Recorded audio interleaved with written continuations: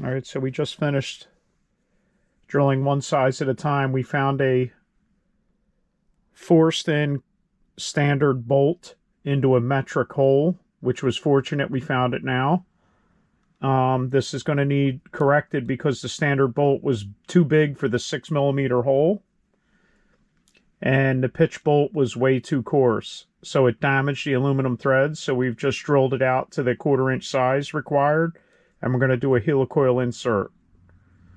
This will change the thread diameter back to 6 by 1 millimeters, same as the factory built it. Little oil on the top here.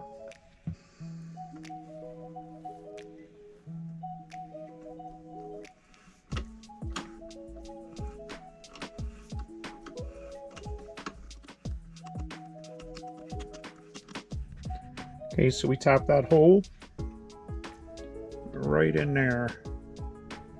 That's a special tap for the helicoil inserts, and we're going to correct it. The other problem is it's in a dowel pin recessed hole. See how these are flush? Much easier to deal with. This one is deep in the hole, which means of the two tools you need to install these, this sleeve makes it easier. It preloads this helicoil insert so that it can be wound under tension through here, right through that, and into the hole. But since this one's recessed, this will not fit into that recessed hole, and the job's a little harder. This has this lock tab here. Thread it right on here. This is the insert tool to put this in there. This is going to stay in that case. It's actually stronger than the aluminum threads. The race engines, cars, bikes, whatever, motorcycles, it doesn't matter. A lot of people that are going to take these in and out and take them apart constantly drill out good thread holes and put helicoil inserts in them because they're going to use them over and over and over, and they know they'll be tearing it down a lot.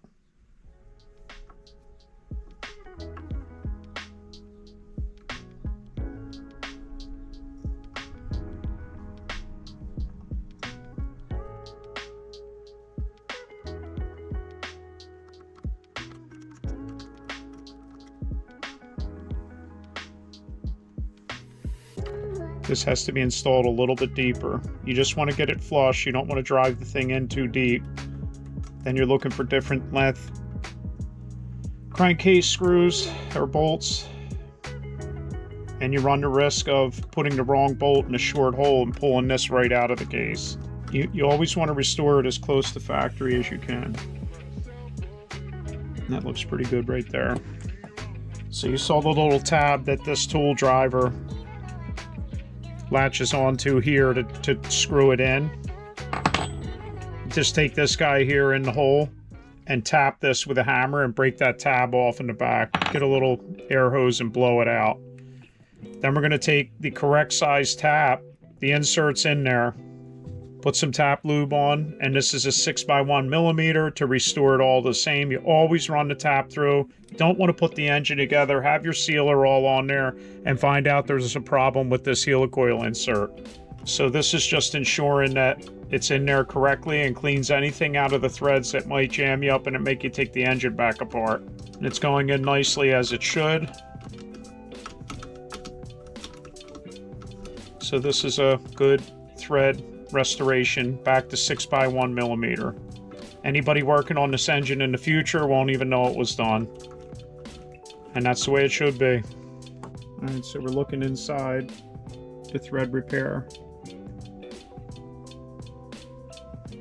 Back to a 6 by 1 hole. Okay, so we're getting ready for a dry assembly here. The crankshaft is under this bag. See this hole right here?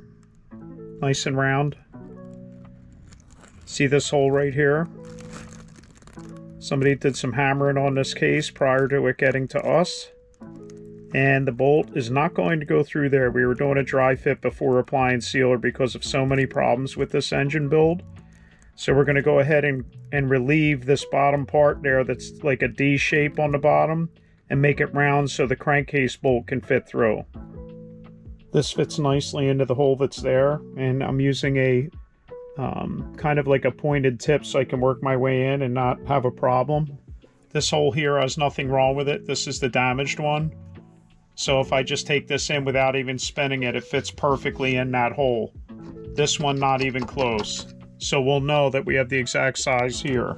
We're only taking enough for the bolt to fit through.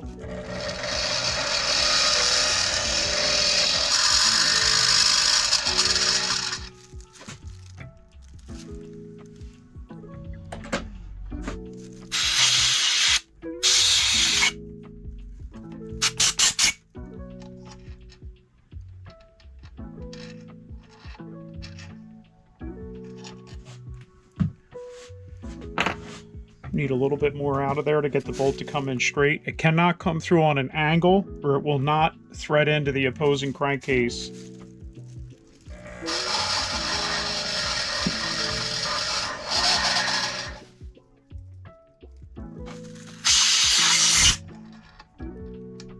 There we go.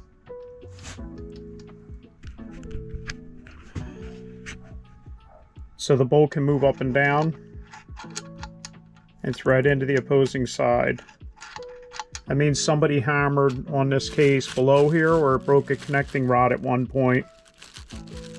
When it went around, it bent that.